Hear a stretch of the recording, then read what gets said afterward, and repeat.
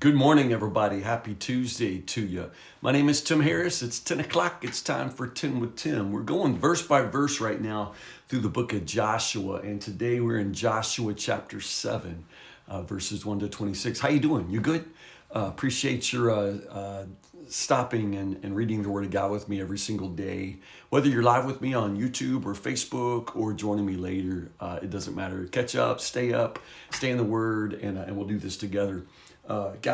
There is such a dramatic difference between Joshua chapter 6 and Joshua chapter 7. I assume maybe not, but have you ever read straight through like this? Because it's really kind of breathtaking, the difference that obedience makes, the difference that disobedience makes. And in your own life, if you've ever fallen into sin, you recognize how quickly things can come apart, and how quickly things come apart in Joshua chapter 7. Now remember the middle part, the last part of Joshua chapter 6, where we were yesterday, where it says in verse 18, do not take any of the devoted things, the things set apart for destruction. Now, recognize that they considered that everything in Jericho belonged to God, because it's God who won the victory. And so everything, all of that belongs to God. So there's that very strict command that all of that must be consecrated, given over to Him. Now, there are two ways to consecrate an item for the Lord. You destroy it. You just burn it. Again, in the ancient world, the idea that the smoke rises up to God, and so you burn something, and that's the way to give it to Him. On the other hand, there's some things that don't burn, right? The gold, the silver, the iron. Those things are to be devoted to the Lord's treasury, given to Him as an offering. Bottom line, you don't get to take any of this stuff home with you. This isn't, like, a shopping spree, like Black Friday at Walmart, where everybody just runs in and loots the place. No. The soldiers who conquer Jericho by basically walking in because God gave it to them, they don't get any of this for themselves. They don't get it. But now realize, these people have been walking in the wilderness. They've been homeless. They've never even seen stuff like this. And so we're told right from the beginning in chapter 7, right from the beginning, that there's a man named Achan who had stolen some of these dedicated things, some of these items, that were consecrated to the Lord. So the Lord was very angry with the Israelites. A couple of things. I want you to hold some things together. First off, back to chapter 6, it says that you must set all these things apart for destruction, or you yourselves will be completely destroyed, and you will bring trouble. That word trouble is the most important word in chapter 7. In the Hebrew, the word is a kor, akan, so like Achan, his name means troublemaker. Like, his name means troublemaker, so like I could have saved them a whole lot of trouble. Maybe we should look at troublemaker first. Achan, his name means troublemaker. And so this word, it just continues to flow through this chapter, that word trouble. In the end, all of, Achan and his family, they're all destroyed in the valley of trouble, Achor. And so just pay attention to that word trouble. It shows up first in chapter 6, and then it is the main word in chapter 7. Also, this idea of, I guess we would call it corporate identity, corporate guilt, corporate, I don't mean like, corporate like the business world, I mean corporate like one body. And then, especially in the Old Testament, the ancient Jewish view of people identity, the individual, it's corporate identity. And I know as United States citizens, we've always been just trained to think in terms of the individual. The individual can lift herself up by her own bootstraps, right? When we just think in terms of the individual, I'm free, I make my own choices. But it is a uniquely, perhaps in some ways, Western or American worldview that sees us as individuals, as every person like an island, unto himself, herself.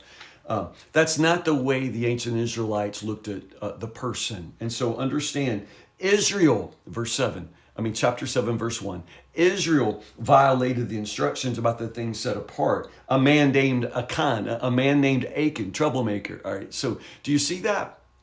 Israel violated the commands of the Lord because Achan, so It's corporate guilt. Everybody's guilty. It's the nation that's going to be judged by the sin of one person. And again, our American sensibility says, well, that's not fair, you know. But in the ancient world, absolutely, that's just the way everything went. That's what they assumed. The notion of things being sacred or things being profane, something being either essentially holy or essentially contaminated by sin, it really was. They didn't understand germ theory. They didn't know how things spread, or they didn't understand the idea of a contamination like that. But that's very much the way they operated. So Achan has brought sin into the camp. He's taken these things dedicated to God and brought them into his own house. And for that reason now, it's almost like nuclear waste. It's like contamination. And so they're all contaminated. Do you see that? It's not like something you can contain to the one person who did it. The idea is now this is brought into the camp, and we're all contaminated by sin, by the wickedness. And so what's the next town after Jericho? They're thinking now, man, we're on a roll, man. Look how God fights for us. And so they spy out Ai. Notice this incredible reversal. They send spies in. We're used to spies going in and coming out and saying, man, whoo, but these guys are going to say, man, it's going to be a piece of cake, yeah?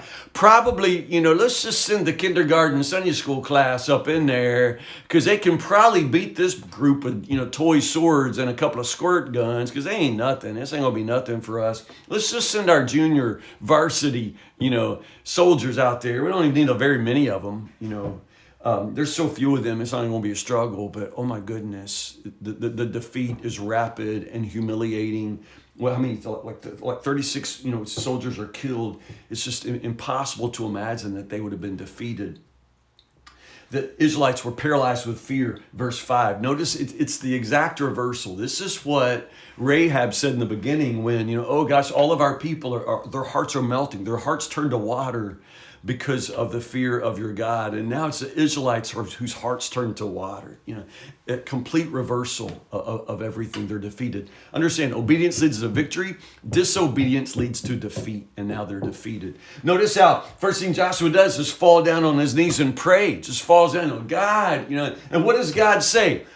Why are you even talking to me? Why are you even praying? There's sin in your camp. In other words, as long as there's sin, well, don't bother. This is consistent through the Old Testament. When the prophets would say, speaking for God, I hate your festivals. Don't be singing, praying to me. As long as you're living, lives of wickedness. Sin blocks your spiritual life, and God says to Joshua, well, why are you on your knees? You got to root out the sin in your camp. Now, what we are told in the very first verse that it's Achan. Go all the way through the whole tribe of Judah, the sin of Zimri. All the way down through there. We know this from the start, but it takes great pains in the story to figure out who's the sinner, who did this. Where is the sin that is now hidden in the camp, and so. The next day, there's this incredible sorting through of the people. We're not really told how, it's identified. I suppose they're casting lots, but the lots fall upon Achan. And Achan, when he has to, Achan confesses. Can you imagine what it must have been like for that? That booger just stands right there while the whole camp, all the people have to parade through. And when it's finally revealed that it's him, he's honest, but he stood there. He just stood there the whole time waiting to see if his sin would be found out. And in the end, his sin is found out. I know it's really a struggle for us when we think about his whole family being destroyed with him, but they are. Again, it's that idea that sin is like a contagion. He brought that into his household, and now they're all contaminated. And it's that very important principle that you have to take sin seriously. Understand, in their mind, if we don't root all of this out of our camp, out of our community, then there's no telling what God will do. Because there is no assumption that God's going to wink at this or overlook their sin. It's already proven that this kind of disobedience leads to defeat. And if there's any hope for the people of God, then this has to be dealt with totally.